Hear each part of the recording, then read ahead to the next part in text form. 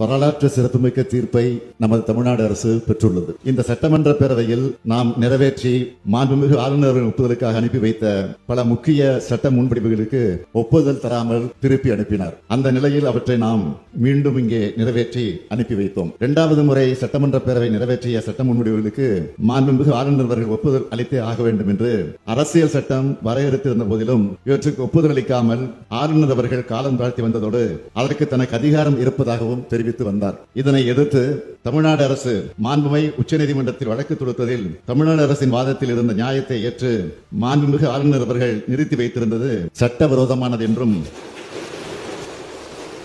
அந்த சட்ட முன்வடிவுகளுக்கும் ஆளுநர் அவர்கள் ஒப்புதல் அளிக்கப்பட்டதாக கருதப்பட வேண்டும் என்றும் தெரிவித்து வரலாற்று சிறப்புமிக்க தீர்ப்பினை இன்றைக்கு மாண்புமை உச்சநீதிமன்றம் வழங்கியுள்ளது. இந்த தீர்ப்பு தமிழ்நாட்டுக்கு மட்டுமின்றி இந்தியாவில் உள்ள அனைத்து மாநில அரசுகளுக்கும் கிடைத்த மாபெரும் வெற்றியாகும். திராவிட முன்னேற்ற கழகத்தின் உயிர் கொள்கையான மாநில சுயாட்சி, மத்திய கூட்டாட்சி தத்துவம் ஆகியவற்றை நிலைநாட்டிட தமிழ்நாடு போராடியது. தமிழ்நாடு போராடும், தமிழ்நாடு வெல்லும்.